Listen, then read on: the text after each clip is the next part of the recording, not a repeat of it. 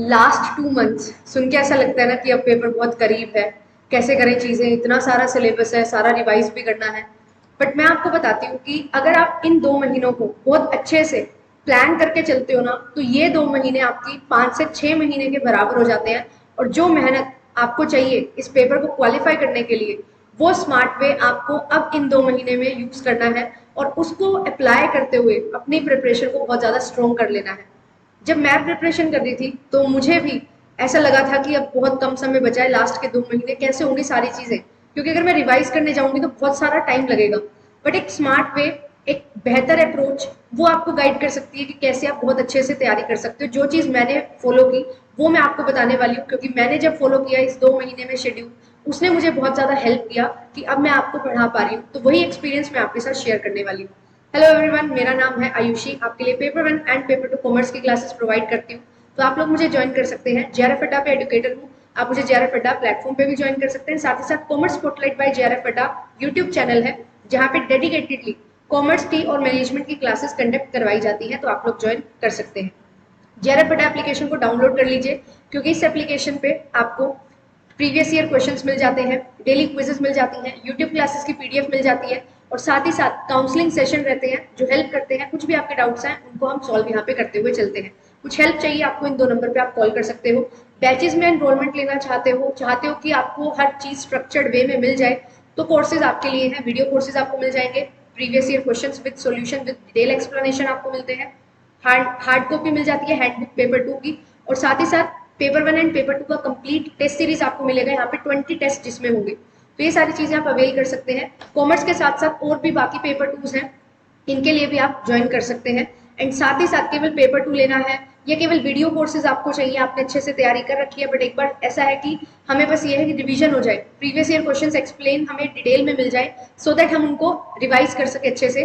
तो ये चीजें आपके लिए बहुत ज्यादा बेनिफिशियल यहाँ पे हो सकती है। पेपर 1 के लिए लेना चाहते हो कोर्स, तो आप पेपर 1 के लिए ले सकते हो। याद रखिएगा, आज और कल 2 दिन है हमारे पास जहाँ पे आपको डिस्काउंट मिल सकता है। तो F10 कोड आप यूज करोगे तो आपको डिस्काउंट मिल जाएगा, क्योंकि इस बार ये फाइनल डिस्काउंट आपको प्रोवाइड किया जा रहा है। लास्ट के 2 महीने हैं।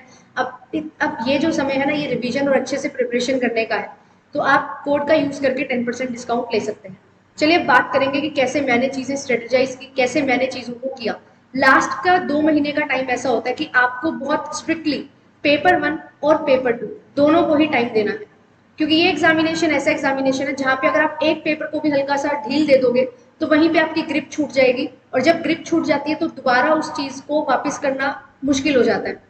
तो पेपर 1 एंड पेपर 2 दोनों को ही साथ साथ लेके चलना बहुत ज्यादा जरूरी है। जितना भी आपके पास टाइम है, आप 6 घंटे दे रहे हो, 7 घंटे दे रहे हो, 10 घंटे दे रहे हो, कोशिश करो पेपर 1 को आप अपना 30 to 40% टाइम दो। अगर आपके पास 10 घंटे हैं तो 3 से 4 घंटे पेपर 1 के होने चाहिए, 5 से 6 घंटे आपके पेपर 2 के होने चाहिए। ये कम से कम इसकी रिक्वायरमेंट है अगर आप 10 आवर्स दे रहे हो, क्योंकि यहाँ पे आपको पेपर 1 को कवर करना है, साथ साथ रिवाइज भी करना है। तो इसके लिए हमें क्या करना होता है, अब मुझे ये लग रहा था कि मेरे को पेपर 2 में ज्यादा टाइम देना है। ऑल्दो पेपर 2 पे मेरी कमांड है, बट स्टिल पेपर 2 में जो क्वेश्चंस हैं वो बहुत ज्यादा अलग तरीके से पूछे जाते हैं। ठीक है, तो सिलेबस बहुत ज्यादा है, कवर करना बहुत ज्यादा हो जाता है। रिवीजन के लिए अगर हम जाते हैं तो नए नए कंसेप्ट हमारे पास आते हैं, तो उनको रिवाइज करने में थोड़ा समय लगता है। तो पेपर 2 के लिए आपको 5 से 6 घंटे देने ही पड़ेंगे, क्योंकि आपको यहाँ से 100 क्वेश्चन मिलने वाले हैं। तो मैंने इस टाइम पे क्या किया था, लास्ट टाइम पे मैंने ये कोशिश रखी थी कि मुझे क्या करना है, क्वेश्चंस पे ज्यादा फोकस करना है। तो क्वेश्चन प्रैक्टिस मुझे करनी है। तो किस टाइम पे मैं क्वेश्चन प्रैक्टिस करूं, तो मैंने अपने कंप्लीट डे को 2 इक्वल पार्ट्स में डिवाइड किया। ठीक है, 2 इक्वल पार्ट्स में कैसे डिवाइड किया, यहाँ पे जो सुबह का टाइम था, ठीक है, सुबह 6 बजे से लेके 10 बजे तक, वो मैंने दिया पेपर 2 को। फिर उसके बाद जो मेरा दोपहर का टाइम था, उसमें मैं क्या करती थी, उसमें मैं लगाती थी टेस्ट। टेस्ट कौन सा, मॉक टेस्ट। जब मैं सुबह 6 से 10 बजे पढ़ रही हूँ, यहाँ पे मैं प्रैक्टिस करती थी एमसीक्यूज, ठीक है, पीवाईक्यूज, एंड देन कुछ भी प्रॉब्लम आती थी उनको मैं रिवाइज कर लेती थी, गूगल से सर्च कर लेना, या फिर मेरे पास पेड बैच था, मैंने पेड बैच में एनरोलमेंट लिया हुआ था, तो मैं अपने टीचर से पूछ लेती थी। तो ये चीजें रहती थी पेपर 2 के लिए। फिर जब पेपर 1 की बात आती थी तो पेपर 1 में पढ़ती थी इवनिंग में। ठीक है, जैसे मॉक टेस्ट लगा लिया पूरा कंप्लीट पेपर 1 एंड पेपर 2 का, नेक्स्ट डे उसको एनालाइज करूंगी। बट पेपर 1 को मैं शाम में पढ़ती थी। शाम में क्यों पढ़ती थी, क्योंकि आप पूरा दिन पढ़ के थोड़ा थक भी जाते हो। ठीक है, थोड़ा सा रेस्ट लेने के बाद पेपर 1 करती थी, क्योंकि पेपर 1 में हमारे पास बहुत सारा सिलेबस है, बट हमें चुनिंदा टॉपिक्स करने हैं। मैंने पेपर 1 में सिर्फ और सिर्फ प्रीवियस ईयर क्वेश्चंस लगाए थे लास्ट के 2 महीने।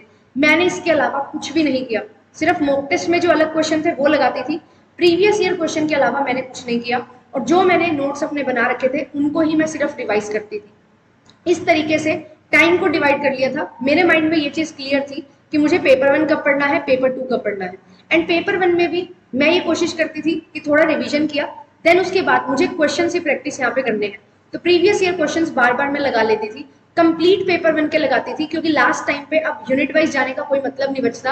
अब मुझे मिक्स रिवीजन करनी है, मिक्स प्रैक्टिस करनी है, तो मैं यही चीज को फॉलो करती थी। और ये चीज ने मुझे बहुत ज्यादा हेल्प की थी, क्योंकि जब प्रीवियस ईयर क्वेश्चन में लगाती थी ना, तो मुझे एक पैटर्न दिखाई देता था कि 2019 है, फिर 2020 है, फिर 2021 है। मैंने इतने ही पेपर्स लगाए थे, मैंने इससे ज्यादा नहीं लगाए। 2022 में मेरा पेपर क्लियर हुआ था, तो मैंने लास्ट 3 ईयर्स के प्रीवियस ईयर क्वेश्चंस लगाए थे पेपर 1 के। इससे मुझे ना एक पैटर्न दिखाई दे रहा था। ये जो क्वेश्चन थे ये थोड़े इजी थे कंपैरेटिवली। फिर उसके बाद यहाँ पे थोड़ी चीजें अलग मुझे दिखाई दी। फिर 2021 में बहुत ही अलग चीजें मुझे दिखाई दी, जहाँ पे मैथ्स के क्वेश्चन भी स्टेटमेंट फॉर्म में पूछे जा रहे थे। तो ये चीजों ने मुझे हेल्प किया कि कैसे अब पेपर का पैटर्न चेंज हो रहा है, उसके अकॉर्डिंग मैं प्रिपेयर कर सकूं और क्वेश्चन की जो फ्रेमिंग है उसको अच्छे से समझ सकूं। तो ये सारी चीजें मुझे यहाँ पे हेल्प की और इनको ही मैंने यहाँ पे रिवाइज किया। और 2019 में बहुत सारे पेपर्स हुए थे। क्या मैंने सभी पेपर्स किए? नहीं। मेरे पास जो पेपर्स थे, जैसे कि कॉमर्स का पेपर था, मैनेजमेंट का पेपर था, ठीक है, सीएस का पेपर हो गया, इकोनॉमिक्स का पेपर था, ये हम लेबर वेलफेयर वाला जो पेपर होता है वो हम करते हैं, एचआर वाला, वो वाला पेपर था। ये पेपर मैंने क्यों लिए थे? क्योंकि ये पेपर मेरे पेपर टू कॉमर्स से मैच करते हैं और कॉमर्स की शिफ्ट ज्यादा होती है, तो मेरे को यहाँ पे कॉमर्स के 2 पेपर मिल गए थे, ठीक है। फिर जून के भी थे, दिसंबर के भी थे। तो इस तरीके से मेरे पास जो क्वेश्चन थे, पेपर थे, वो काफी ज्यादा हो गए थे, क्वेश्चंस भी काफी ज्यादा हो गए थे और मेरे लिए वो क्वेश्चन करना सफिशिएंट हो गया था। तो मैंने इन्हीं क्वेश्चंस को किया और ऐसे नहीं किया कि एक बार कर लिया ठीक है। जो क्वेश्चन में मुझे गलती लग रही है, जो मुझे सही से समझ नहीं आ रहे और मैं ऐसे लगा रही हूँ कि तुक्के में सही हो रहे हैं या फिर एलिमिनेशन टेक्निक के थ्रू मैं सही कर रही हूँ, तो मैं उनको मेक श्योर करती थी कि मैं उनका कंसेप्ट समझूं। क्योंकि अब मेरे लिए ये नहीं है कि मुझे कितने क्वेश्चन सही करने, मुझे ये समझना है कि जो मैं क्वेश्चन सही कर रही हूँ उसके पीछे मुझे रीजन पता है या नहीं पता है। क्योंकि जब रीजन पता होगा, जब वाई क्लियर होगा, तो आगे उसको बढ़ने का फायदा है। अदरवाइज तुक्के में सही हो रहा है तो उसका कोई गारंटी नहीं है कि आपका पेपर में भी वो क्वेश्चन सही होने वाला है या नहीं होने वाला है। तो इस चीज का ध्यान में रखती थी पेपर 1 में खासकर, एंड पेपर 2 में भी। पेपर 2 में बहुत सारी चीजें हैं पढ़ने के लिए, बहुत वास्ट सिलेबस होता है, तो आपको हर चीज को थोरो पढ़ना होता है, क्योंकि आपका पेपर है, कहीं से भी क्वेश्चन बन जाएगा। तो यहाँ पे भी मेरा सुबह का टाइम जो होता था, मैं जल्दी सुबह उठ के पढ़ने वाले बच्चों में से नहीं थी। तो मैं क्या कोशिश करती थी कि 6 से 8 बजे में उठ के सिर्फ और सिर्फ क्वेश्चन प्रैक्टिस करूं। तो क्वेश्चन प्रैक्टिस करती थी यहाँ पे, ठीक है। यहाँ पे क्वेश्चन जो मैं प्रैक्टिस करती थी, एमसीक्यूज, पीवाईक्यूज, जो भी मेरे पास क्वेश्चन अवेलेबल थे वो मैं लगाती थी और ज्यादा से ज्यादा क्वेश्चन लगाने की यहाँ पे कोशिश करती थी। फिर क्वेश्चन लगाए, देन उसके बाद जो क्वेश्चन गलत हो रहे हैं उनको मुझे एनालाइज भी करना है, वो चीज भी मैं करती थी। और वो चीज मैं कैसे करती थी, अब मैंने 2 घंटे क्वेश्चन लगाए हैं, जो जो टॉपिक मेरे को समझ नहीं आ रहे मैं उनके नोट्स से रिवीजन करती थी। नोट्स में अगर वो चीज नहीं है तो मैं वीडियो कोर्स दोबारा देखती थी, वीडियो लेक्चर दोबारा देखती थी। क्यों? क्योंकि वीडियो से टीचर जब आपको पढ़ा रहा होता है तो कुछ कुछ चीजें हैं जो आप कभी कभी स्किप कर देते हो, वो चीजें आपको फिर ध्यान में आती है। फिर जो क्वेश्चन आपने पढ़ा है उसमें क्या पूछा गया था और जो टीचर बता रहा है उसको आप रिलेट करते हो, वो चीज मुझे बहुत ज्यादा हेल्प की थी। और रिलेटिविटी के साथ जितना ज्यादा पढ़ते हैं उतना ही आपको फायदा होता है, ये चीज मैं हर किसी को बताती हूँ। और ये चीज मुझे बहुत ज्यादा हेल्प की थी कि कैसे मैं कंसेप्ट को रिलेट करूँ बाकी चीजों से, कैसे इंटीग्रेटेड क्वेश्चन जब पूछे जाते हैं ना उनको हम अप्लाई करके अपना आंसर सही करें। तो ये चीजें मुझे यहाँ पे बहुत ज्यादा हेल्प कर रही थी। तो टाइम को इसी तरीके से मैनेज किया था कि एक पेपर 2 का जब टाइम है तो पेपर 1 मुझे डिस्टर्ब ना करे, पेपर 1 का जब टाइम है तो पेपर 2 मुझे डिस्टर्ब ना करे, ठीक है। तो यहाँ पे आपको ये चीज करनी होगी, क्वेश्चन प्रैक्टिस करिए, देन उनको एनालाइज करिए, ये चीज आपके लिए बहुत ज्यादा जरूरी है, ठीक है। फिर इसके बाद अब ऐसे जब आप डिवाइड कर लोगे पेपर 1 पेपर 2 को, देन उसके बाद आपके पास क्लैरिटी रहेगी। अब आप क्लियर हो कि मुझे इतने टाइम इतना पढ़ना है और ये चीज पढ़नी है। फिर उसके बाद आप पढ़ते हो तो यहाँ पे अब एक चीज और आती है कि कैसे हम लेके चले चीजों को। देखो, सबसे पहले आप क्वेश्चन लगा लो, क्वेश्चन लगाने के बाद आपको जो चीज समझ नहीं आ रही है उनको आप नोट डाउन कर लो। नोट डाउन करने का मतलब हिंट ले लो, देन देखो आपके नोट्स में वो चीजें हैं या नहीं। नोट्स में चीजें मिल रही है तो उनको रिवाइज करो, अगर नोट्स में नहीं है तो ये देखो जहां से आपने कवर किया है वहां पे एक बार और उसको कवर कर लो। आपने बुक से पढ़ा है तो बुक्स को रेफर कर लो, बुक से नहीं पढ़ा, आपने क्या किया है, यहाँ पे कोई वीडियो कोर्स रेफर किया था, कोई यूट्यूब पे वीडियो देखी है या कोई कोर्स में आपको, तो उसकी क्लास देखो जो टॉपिक आपने कवर किया है। यहाँ पे आपको चीजें बहुत क्लैरिटी से समझ आएंगी। ठीक है। तो ये चीज जब आप कर लोगे, दोबारा से रिवीजन कर लोगे वीडियो देखने के बाद, बुक को पढ़ने के बाद, तो जो क्वेश्चन में चीज पूछी गई थी ना उसकी क्लैरिटी आपको यहाँ पे मिल जाएगी। और यही चीज आपको है जो बहुत ज्यादा हेल्प करती है। मैंने ये चीज अपनी तैयारी में लास्ट के 2 महीने में बहुत ज्यादा की। मैं ऐसा नहीं था कि पहले नोट्स उठाती थी उनको पढ़ती थी, क्योंकि जब भी मैं नोट्स उठाती थी ना तो नोट्स को रिवाइज करने में ज्यादा टाइम लग जाता था। तो इट इज बेटर कि आप क्या करो, पहले क्वेश्चन लगाओ, क्योंकि पेपर में आपको क्वेश्चन ही लगाने हैं। क्वेश्चन लगाओ, जो चीजें आपको आती हैं, आपको ऐसा लगता है कि मुझे ना ये चीज समझ नहीं आ रही है या इसमें कॉन्फिडेंस नहीं है, क्वेश्चन लगाते हो ना तो आपका कॉन्फिडेंस बिल्ड होना स्टार्ट होता है। क्योंकि जब क्वेश्चन आपके सामने आता है, आपने जो पढ़ा है वो आप अप्लाई करने की कोशिश करते हो और बेस्ट कोशिश करते हो कि मेरा क्वेश्चन सही हो जाए, तो आपके क्वेश्चन वो सही होने लगते हैं। तो ये चीज आपको कॉन्फिडेंस देती है। और फिर उसके बाद जो चीज गलत हो रही है, सिर्फ और सिर्फ उसके नोट्स आपको रिवाइज करने हैं। अदरवाइज हम स्टार्टिंग से स्टार्ट करते हैं और एंडिंग तक हम कंफ्यूज हो जाते हैं कि क्या करें, इतना सारा कुछ है, कैसे पढ़े। तो वो चीज अपने अंदर नहीं आने देनी है। तो क्वेश्चन पे फोकस रखिए, ये मेरा फोकस था, तो मुझे बहुत ज्यादा यहाँ पे हेल्प हुई थी। देन उसके बाद फिर रिवीजन करती थी। रिवीजन करने के बाद दोबारा से क्वेश्चन लगाना, ये रूटीन आपको डेली अपनाना पड़ेगा। और जब मॉक टेस्ट की बात आती है तो मैं ये नहीं बोलती कि आप डेली मॉक टेस्ट दो, ठीक है, 3 दिन में एक बार, 4 दिन में एक बार दो, बट उस मॉक टेस्ट को बहुत अच्छे से दो। जो आपने मॉक टेस्ट दिया है वो सीबीटी एनवायरनमेंट में होना चाहिए। पहले मैं क्या करती थी, इनिशियली मोबाइल फोन से ही दे देती थी कि मोबाइल से ही कर लेते हैं, कि कौन अब लैपटॉप खोलेगा और क्या होगा। बट ये चीज का बहुत बड़ा नुकसान हो रहा था मुझे, टाइम मैनेजमेंट में बहुत दिक्कत आ रही थी। जब मैं मोबाइल से करती थी ना तो थोड़ा जल्दी हो जाता था, बट जब मैं लैपटॉप से ट्राई करने लगी तो मेरे को टाइम वहां पे ज्यादा लगने लगा। तो वही चीज आपको भी यहाँ पे अभी से ही मेक श्योर कर लेनी है कि आप सीबीटी मोड मॉक टेस्ट दो, मोबाइल फोन से ना देके कोशिश करो लैपटॉप से दो, सो दैट जो एनवायरनमेंट आपको पेपर में मिलने वाला है वही चीज आपके पास है। तो यहाँ से टाइम मैनेजमेंट की प्रॉब्लम भी दूर हो जाएगी और वो चीज आपको बहुत ज्यादा हेल्प करेगी। फिर उसके बाद अब मॉक टेस्ट दे दिया, अब उसी सेम डे मॉक टेस्ट को एनालाइज मत करो, ठीक है। क्या करो, जितना मॉक टेस्ट दिया है ठीक है, रिजल्ट आ गया ठीक है, अपने माइंड को थोड़ा सा टाइम दो कि आपका माइंड रिस्पॉन्ड करे कि ये पर्टिकुलर क्वेश्चन गलत क्यों हो गया, ये पर्टिकुलर क्वेश्चन सही हो गया। तो वो चीज ना जब आपने पढ़ी होती है उसी चीज को आप रिकॉल करते हो, तो वो जो टाइम पीरियड आपने अपने आप को दिया होता है ना, उसमें आपका माइंड ही खुद रिस्पॉन्ड करता है कि हाँ ये चीज इस तरीके से थी, ये चीज इस तरीके से थी, कैसे उस चीज को अब कवर किया जाना चाहिए। फिर उसके बाद आप देखो, एनालाइज करो कि हाँ ये टॉपिक में मुझे ये चीज लग रही थी बट एक्चुअल में इसका आंसर ये है, तो क्या डिफरेंस है, वो आपको यहाँ पे हेल्प करेगा। ठीक है, तो ये जब चीज आपको हेल्प कर जाएगी तो यही आपके लिए बहुत ज्यादा फायदेमंद होने वाला है। तो आपको मॉक टेस्ट लगाना बिल्कुल भी छोड़ना नहीं है। 3 दिन में एक बार लगाओ, 4 दिन में एक बार लगाओ, बट जरूर लगाओ और विद डिटेल एनालिसिस लगाओ। एनालाइज करो उसको कि क्यों गड़बड़ हो रही है, एक्सप्लेनेशन लो उस क्वेश्चन की कि क्यों इसमें चीज गलत है। अगर विदाउट एक्सप्लेनेशन क्वेश्चन लगा रहे हो तो आई एम रियली सॉरी, वो आपको कुछ भी हेल्प नहीं करने वाले हैं, क्योंकि आपको यही नहीं पता लगेगा कि आपकी गलती कहाँ है, तो इम्प्रूव कहाँ करोगे। तो विद एक्सप्लेनेशन चीजें होंगी तो आपके लिए बेनिफिशियल होने वाला है। और ये चीज की प्रैक्टिस आपको लगानी पड़ेगी, डेली प्रैक्टिस करने की हैबिट डालनी पड़ेगी। 20-20, 30-30 क्वेश्चन तो आपको ऐसे लगना चाहिए कि 10-15 मिनट का काम है, ये चीज मुझे कर लेनी है। मेरी तैयारी में जो सबसे ज्यादा हेल्प की वो थी कि जब मैंने क्वेश्चन ज्यादा से ज्यादा लगाने स्टार्ट किए और उनको फिर एनालाइज भी किया। फर्स्ट अटेम्प्ट में सीरियसली बताऊंगी, फर्स्ट अटेम्प्ट में क्या करती थी, क्वेश्चन देखती थी, आंसर करती थी, सही हो गया तो भी ठीक है, गलत हो गया तो भी ठीक है। मैं कोशिश नहीं करती थी कि उसी क्वेश्चन को सही करूं, जो बहुत बड़ी गलती थी। सेकंड अटेम्प्ट में मैंने ये चीज सीखी और इस चीज पे काम किया कि क्वेश्चन सही हो रहा है तो ठीक है, गलत हो रहा है तो उसका रीजन पता करो कि क्यों गलत हो रहा है, उस पे काम करो। अपनी प्रॉब्लम्स को ना आपको कम करते हुए चलना है। एक चीज होती है, आपने 100 क्वेश्चन लगाए, उसमें से 70 क्वेश्चन सही कर दिए, 30 क्वेश्चन गलत हो गए। अब आप इन 30 क्वेश्चन पे काम करो, रादर कि आप एक और कोई मॉक टेस्ट लगा लो। अब दोबारा 100 क्वेश्चन लगाओगे, उसमें से फॉर एग्जाम्पल 80 सही कर दिए, 20 गलत हो गए। अब अगर आपने यहाँ पे 30 क्वेश्चन पे काम किया होता तो शायद यहाँ पे 20 क्वेश्चन में से कुछ क्वेश्चन है वो सही हो जाते हैं। तो प्रॉब्लम्स को हमें कम करते हुए चलना है, ना कि इंक्रीज करते हुए। तो यही चीज मैं बोलूंगी, अगर आप एक मॉक टेस्ट लगा रहे हो, कोशिश करो उसके जो 100 क्वेश्चन हमने लगाए हैं वो 100 के 100 क्वेश्चन की अब हमें डीप अंडरस्टैंडिंग हो जानी चाहिए कि अगर अब इस टॉपिक से कोई क्वेश्चन आए ना वो मेरा गलत ना हो। तो एनालाइज करो कि यहाँ पे क्या गलती हो रही है, रादर कि आप कोई और मॉक टेस्ट लगा रहे हो। आपको ऐसा लगेगा, आपका मन करेगा कि इस मॉक टेस्ट को देखने से अच्छा है एक और मॉक टेस्ट लगा ले, बट वो चीज गलत है। बेशक आपके यहाँ पे 80 क्वेश्चन सही हो गए 70 में से, बट पेपर में आपके लिए फ्रूटफुल नहीं होंगी चीजें। पेपर में क्या फ्रूटफुल होगा कि ये 30 क्वेश्चन जो गलत हो रहे थे ना उन पे मैंने काम किया, पेपर में यहाँ से 10 क्वेश्चन भी अगर आ गए तो मेरे लिए बहुत ज्यादा फायदेमंद है। तो इस चीज पे हमें काम करना है। इस चीज पे काम करने से ही मुझे बहुत ज्यादा हेल्प मिली थी।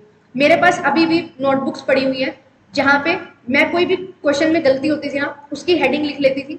देन हेडिंग लिखने के बाद उसके लिए 2-3 लाइनें जो है वो दी गई हैं वो लिख लेती थी, जिससे लिखते हुए भी मेरे को चीजें याद रहती थी और उसको रिवाइज में कर लेती थी। तो मेरे लिए क्या हो गया था, नोट्स भी मेरे बनते जा रहे थे उन टॉपिक्स के जो टॉपिक मैंने कभी पढ़े नहीं है या फिर जिन टॉपिक्स में मेरे को बहुत प्रॉब्लम आ रही है, और साथ ही साथ मेरी रिवीजन भी होती जा रही थी। बेशक मैंने 10 की जगह 8 मॉक टेस्ट लगाए, पर वो 8 मॉक टेस्ट में मैंने 800 क्वेश्चन जो लगाए थे ना, उन 800 क्वेश्चन ने मेरे को 1600 से 2400 क्वेश्चन बना के दिए। अगर मैं 10 मॉक टेस्ट 12 मॉक टेस्ट लगा लेती और एनालाइज ना करती तो वो मेरे क्वेश्चन उतने ही हो जाते जितने मैं सही कर पा रही हूँ, और कुछ नया मैं यहाँ पे नहीं सीख पाती। तो वही चीज पे आपको काम करना है, यही चीज आपके लिए हेल्पफुल होने वाली है। सबसे पहले प्रायोरिटाइज करिए अपने टाइम को। टाइम डिवाइड करना is most important thing. Time को डिवाइड करो और उस टाइम को फिर एलोकेट करो अच्छे से कि कौन सा पेपर 1 का टाइम है, कौन सा पेपर 2 का टाइम है। पेपर 2 ना आपको बहुत ज्यादा हेल्प करता है नेट एग्जामिनेशन को क्रैक करने में, तो पेपर 2 पे फोकस रखिए। बार बार मैं ये चीज बोलती हूँ, ऑल्दो पेपर 1 का बहुत इंपॉर्टेंट रोल है, बट मुझे ये देखना है कि मेरे को कितने क्वेश्चन सही करने हैं। मैंने ये चीज सोच ली थी मेरे को 100 क्वेश्चन सही करने हैं। मैंने अपने टीचर से पूछा कि कितना क्वेश्चन सही करना रहेगा अप्रोप्रिएट कि मेरा जेआरएफ हो जाए, तो ही सेड कि आप 100 क्वेश्चन सही करो, एंड ही सेड पेपर 1 में 40, पेपर 2 में 60। बट मैं उनके साथ अग्री नहीं करी इस चीज पे। मुझे ये पता था मैं पेपर 2 में ज्यादा अच्छा स्कोर कर सकती हूँ, तो मुझे क्या करना है, मुझे पेपर 2 पे फोकस करना है। मुझे पेपर 2 में 65 से 70 क्वेश्चन सही करने हैं, और उसी चीज पे मैंने फोकस किया। पेपर 1 मेरे को थोड़ा सा वीक था मेरा, ठीक है, किस तरीके से बोल सकती हूँ कि मैं एफर्ट डाल रही थी, मुझे रिजल्ट नहीं मिल रहा था, तो मैंने ये कोशिश की कि मैं पेपर 1 में 30 से 35 के लिए फाइट करूंगी। और वही चीज, यही मैंने टारगेट बनाया, और इतना टारगेट बना के मैं अपने आप को, जो टारगेट मैंने बनाया था वो मैंने अचीव करने की कोशिश की। और मॉक टेस्ट में भी मेरी यही कोशिश रहती थी कि मॉक टेस्ट में पेपर 1 में 70 प्लस स्कोर कर सकूं, और पेपर 2 में आउट ऑफ 200 150 प्लस स्कोर कर सकूं। क्योंकि मॉक टेस्ट में जितना ज्यादा स्कोर करते हो, एक्चुअल एग्जामिनेशन में थोड़ा सा उससे कम ज्यादा हो जाता है। किसी किसी का कम भी हो जाता है, ज्यादा भी हो जाता है। तो मेरे को ये चीज पता थी जब मैंने फर्स्ट अटेम्प्ट दिया था कि मैं वहां जाके थोड़ा सा कम स्कोर कर पा रही हूँ, तो मॉक टेस्ट में थोड़ा ज्यादा स्कोर करूंगी तो बेटर रहेगा। तो मॉक टेस्ट में मेरी ये कोशिश रहती थी, और हर मॉक टेस्ट में 70 से लेके 74 तक यही स्कोर रहता था पेपर 1 में। पेपर 2 में मैं थोड़ा अच्छा स्कोर कर रही थी, पेपर 2 में मैं 160 प्लस चली जाती थी, तो मेरा यहाँ पे टोटल 200 प्लस बन जाता था। And I am much satisfied कि हाँ ठीक है, जो टारगेट मैं बना रही हूँ उस टारगेट पे मैं चल रही हूँ। और पेपर में भी यही चीज हुई थी। पेपर में 31 क्वेश्चन सही हुए पेपर 1 से, एंड 68 क्वेश्चन सही हुए पेपर 2 से, तो 99 क्वेश्चन पे आराम से जेआरएफ क्लियर हो गया था जनरल कैटेगरी में 2022 नवंबर में। तो आपको भी यही चीज पे फोकस करना है, क्वेश्चन को टारगेट करो। जब हम सिलेबस को टारगेट करते हैं ना, सिलेबस बहुत बड़ा लगता है, क्वेश्चन को टारगेट करते हैं, अच्छा 70 क्वेश्चन करने हैं, ये टॉपिक्स इंपॉर्टेंट है, 120 में से ये टॉपिक्स आते हैं, उनमें से 70 क्वेश्चन बन जाएंगे, यस बिल्कुल बनेंगे। जो टॉपिक्स बार बार रिपीट हो रहे हैं उनका कैसे पता लगेगा, प्रीवियस ईयर क्वेश्चन से। तो मुझे ये चीजें क्लियर थी कि कहाँ से क्वेश्चन कैसे टाइप के बन रहे हैं, बट मुझे प्रैक्टिस करनी थी, और वही प्रैक्टिस आपको हेल्प करती है क्वेश्चन सही करने में।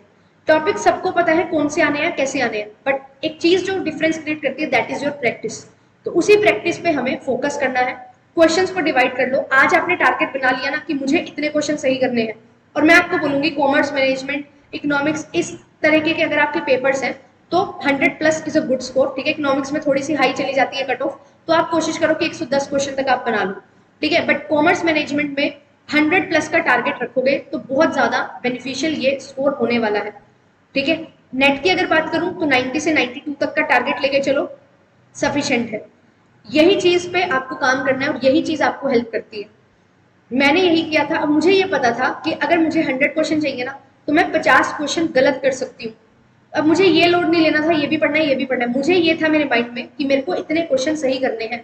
और प्रीवियस ईयर्स में 2018 से लेके 2021 तक मैंने पेपर 2 के क्वेश्चन किए थे, 2019 से लेके 2021 तक मैंने पेपर 1 के क्वेश्चन किए थे।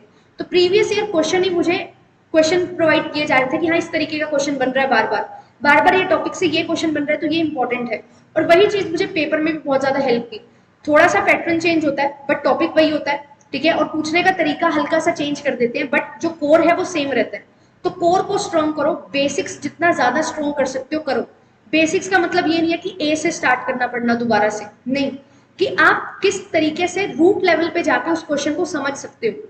जो क्वेश्चन आपके आगे आया है उसको बेसिक से समझो, उसको ये मत समझो कि ये एडवांस टॉपिक पूछ लिया, उस एडवांस टॉपिक को रिलेट करो कि कैसे बेस से, कोर से कैसे हम इसको रिलेट कर सकते हैं।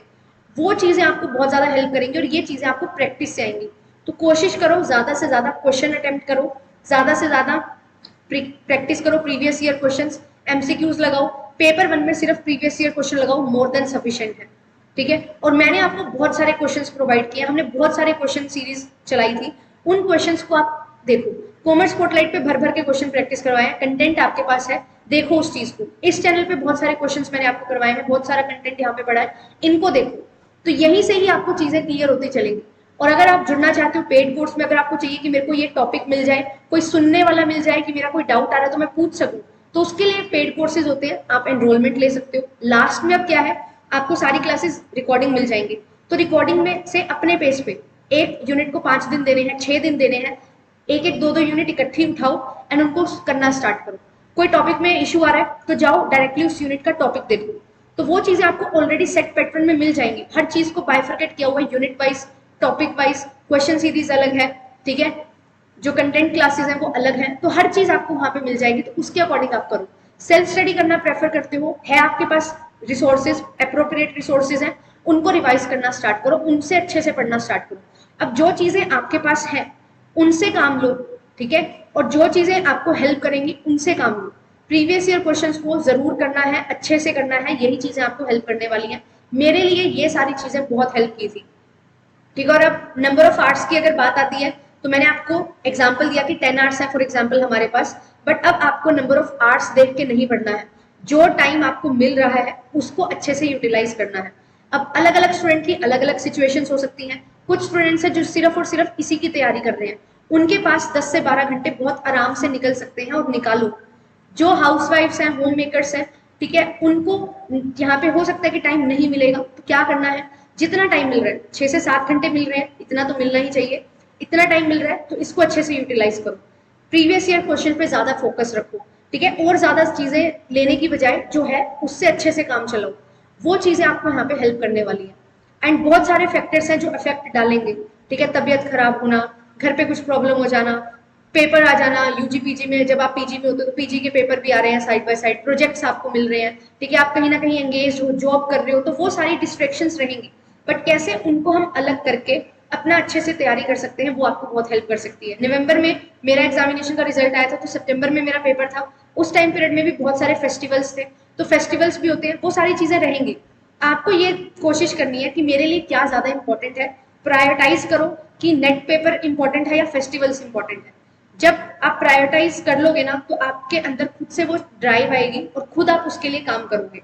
तो ये चीज का आपको ध्यान रखना है, ठीक है। फेस्टिवल्स आ रहे हैं, एक दिन आपको छुट्टी चाहिए, तो उससे पहले दिन डबल मेहनत कर लो, डबल काम कर लो, जो टारगेट बना रहे हो उसको जरूर अचीव करना है।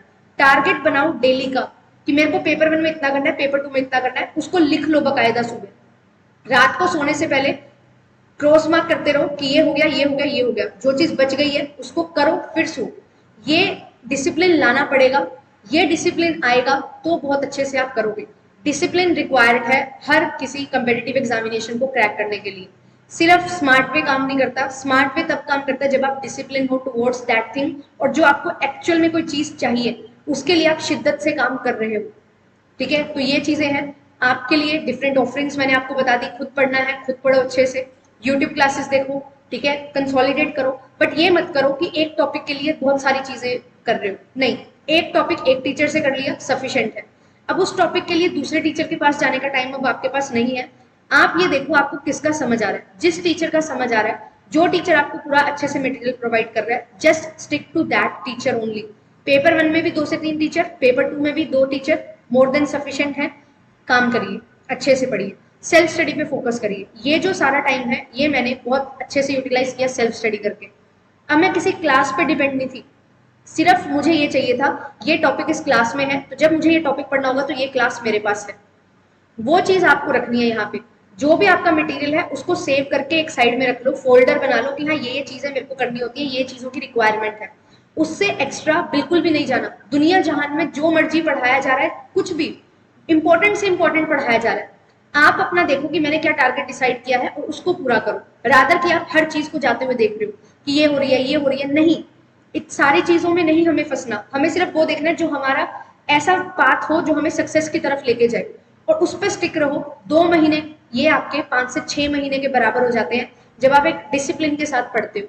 तो यही चीज मैं आपको बोलूंगी, डिसिप्लिन से पढ़ो। मैंने ये चीज की थी, मुझे बहुत ज्यादा हेल्प मिली थी, और खुद से आपके पास टाइम मिलना स्टार्ट हो जाएगा आपको, कि जब आपका मन लगेगा ना अच्छे से पढ़ने में और आपको रिजल्ट्स मिल रहे होंगे, तो और ज्यादा मेहनत करने का मन करेगा।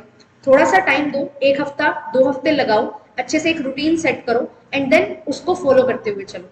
एंड टारगेट बेस्ड स्टडी करना बहुत ज्यादा जरूरी यहाँ पे हो जाता है। आई होप कि जो मेरी जर्नी के इनसाइट्स थे वो आपको हेल्प किए होंगे, और किस तरीके से अब आपको प्रिपेयर करना है इस चीज का भी आप खास ध्यान रखने वाले हैं। और आपसे बेहतर आपको कोई नहीं जानता। कोशिश करो जो आपकी स्ट्रेंथ्स हैं उनके थ्रू आप अपना एग्जामिनेशन क्रैक कर लो। और चीजें जो इंपॉर्टेंट है वो मैंने आपको बता दी हैं, प्रीवियस ईयर क्वेश्चंस कहाँ से करने हैं, टाइम डिवीजन कैसे करना है, ये सारी चीजें आप फॉलो करोगे तो you will definitely crack GRF this time. ये चीज मैं आपको बिल्कुल श्योरिटी से बोल सकती हूँ, क्योंकि ये चीज ट्राइड टेस्टेड एंड अप्लाइड है, मेरे द्वारा ये अप्लाई किया गया है। मैं अगर इतना कन्विक्शन से ये चीज बोल पा रही हूँ क्योंकि इसने मुझे रिजल्ट दिए हैं, तो ये मेरी स्ट्रेटेजी है। आई होप आपको ये चीजें हेल्प करेंगी। आप अपने अकॉर्डिंग जो आपके पास टाइम प्रेफरेंस है, जिसके अकॉर्डिंग आप उसको थोड़ा मोल्ड कर सकते हैं, क्योंकि हर एक पर्सन की सिचुएशंस अलग होती हैं, बट आपको हमारा जो डेस्टिनेशन है ना वो दोनों का सेम है। आपको भी जेआरएफ नेट क्लियर करना है, मुझे भी जेआरएफ और नेट क्लियर करना था। तो ये चीज आपको एक वे बता सकती है, एक पाथ बता सकती है। और अगर आप कॉमर्स से हैं तो ये चीज आप जरूर फॉलो करना, क्योंकि सिलेबस हमारा बहुत ज्यादा वाइड होता है, बट कैसे उसको हमें कवर करना है प्रीवियस ईयर क्वेश्चन की हेल्प से, पीवाईक्यूज की हेल्प से और एमसीक्यूज की हेल्प से, वो चीजें मैंने यहाँ पे आपको बताने की कोशिश की है। ठीक है, तो ऑल द वेरी बेस्ट, अच्छे से पढ़ते रहिए।